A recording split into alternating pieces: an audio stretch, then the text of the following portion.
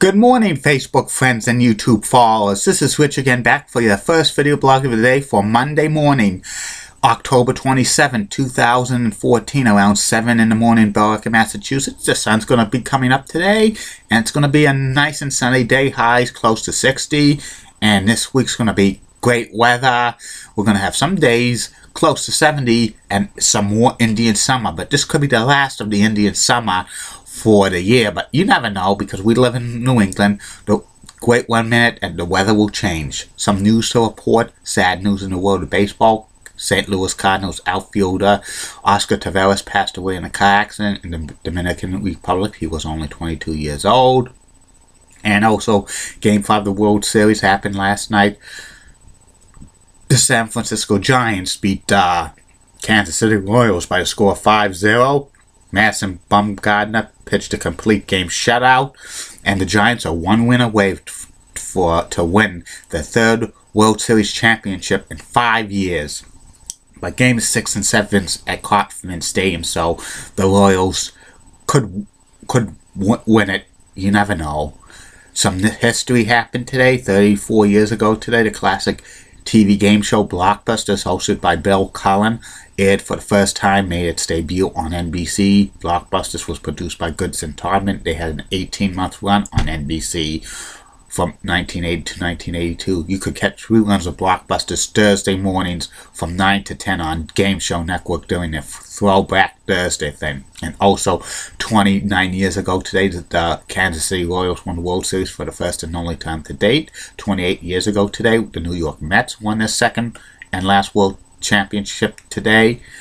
23 years ago today, the Twins won their second World Championship to date.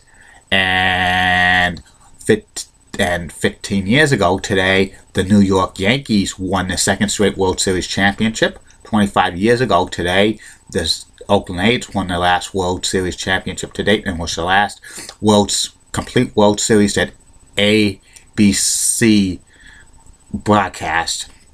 And also, 12 years ago today was Angels winning the first and only World Series championship to date. And 8 years ago today was the St. Louis Cardinals winning the World Series championship. And my next subject is something that happened 10 years ago to this date.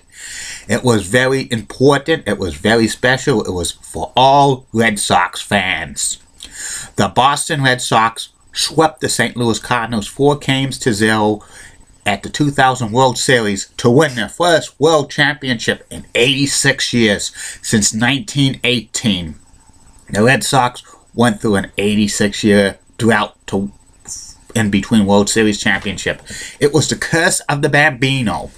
In 1920, the Red Sox sold outfielder pitcher Babe Ruth to the New York Yankees for cash, because the owner of the Red Sox at the time, Harry Freese, was a theater-like producer and stuff like that, and he was running out of cash, and he needed money just to support his theater company and stuff. So he sold the Red Sox best player, Babe Ruth, to the New York Yankees, and Harry got $125,000 for Babe Ruth, and Babe Ruth became the most famous baseball player of all time, playing for the New York Yankees.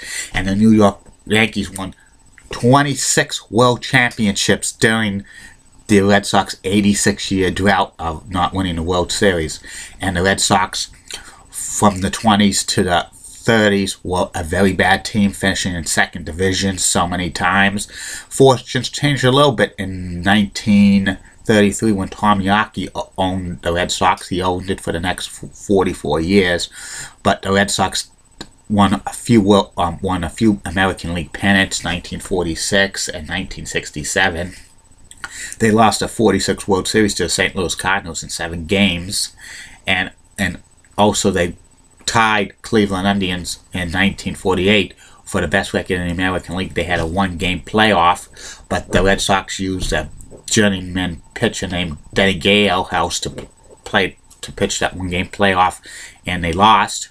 In 1967, the Red Sox faced off against the St. Louis Cardinals again in the World Series. But Game 7, manager Dick Williams had like the ace pitcher Jim Longboard pitch on 2 days rest, and he was awful. So the Red Sox didn't win the World Series in 1967. 1972 was kind of, the Red Sox finished a half game behind the Detroit Tigers for the American East crown, and that was the year the strike, the first Major League Baseball strike, happened. 1972. It wiped out maybe first couple weeks of the season, and all of those games couldn't be made up, and some teams played more games than others.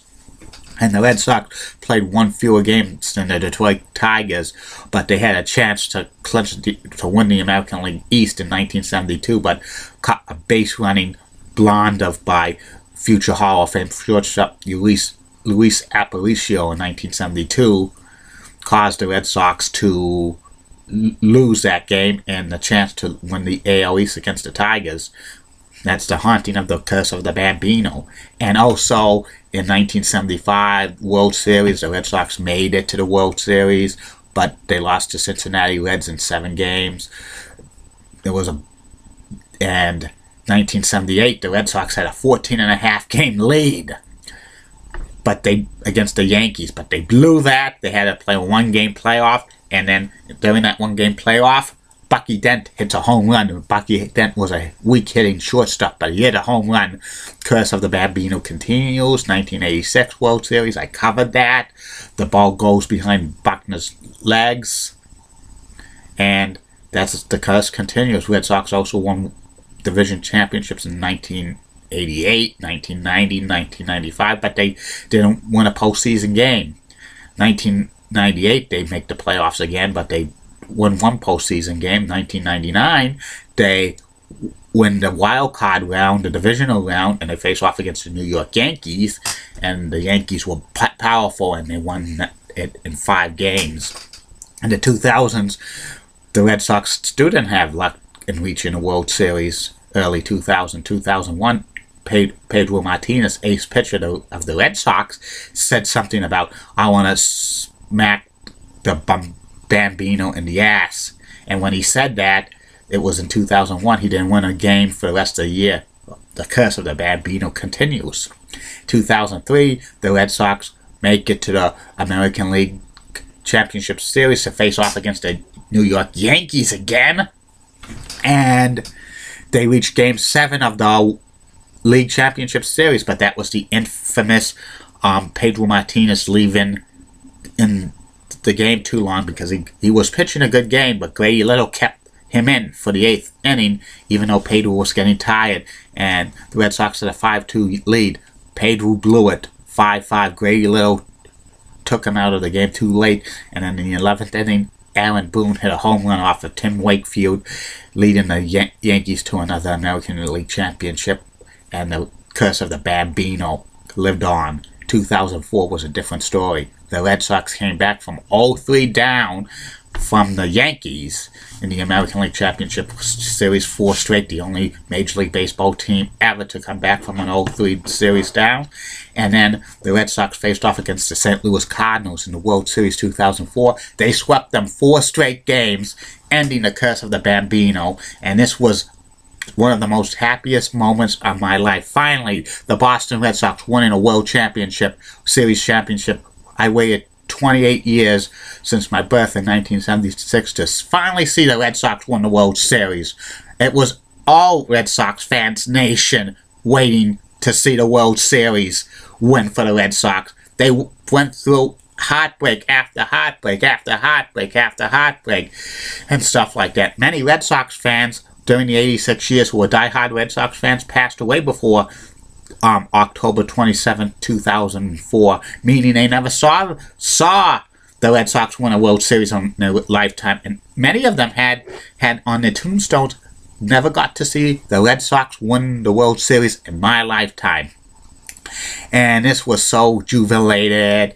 Now, many people could die in peace. Many people says the reverse of the curse. We finally won a World Series. And the Red Sox weren't a joke anymore to the world of baseball. They finally broke the curse. And they ended the third longest drought in World Series history in between World Series championships, and the Red Sox were the champions of the world. 3 million people went to their parade, their rolling rally parade that started at Fenway Park and went up Boylston Street, into Cambridge Street, and then onto Storrow Drive. They went into the Charles River for the rolling rally parade, circled the Charles River, and went back out. It was amazing. And people jumped into the Charles River to see the Red Sox duck boats and stuff like that. But that was the last time that was the first and only time they did that, because I think when they won in 2007, the Red Sox did not put the duck boats into the Charles River because they didn't want fans going into the Charles River with the dirty water and stuff like that. It was amazing. And Red Sox since won a World Championship in 2007, 2013, and there's no more such thing as the curse of the Bambino. It was dead and buried on October 27th, 2004, and stuff like that. And this is the equivalent of all of the New York Rangers fans who waited 54 years to win the Stanley Cup in 1940 and stuff like that. And other franchises. There's one of these days, the Chicago Cubs are going to win the World Series. The Toronto Maple Leafs are going to win the Stanley Cup. The Arizona Cardinals are going to win the Super Bowl. The Detroit Lions are going to win the Super Bowl. The Sacramento Kings are going to win the NBA championship. This gives hope for those long-suffering franchises for fertility in championships. Cubs, Maple Leafs, Lions, Cardinals, Sacramento Kings. They're all going to win world championships one of these days in their fans' base lifetime. I know it because if the Red Sox could do it, then these franchises could do it. Happiest day of my life when the Red Sox won the World Series. Happiest day as a sports fan.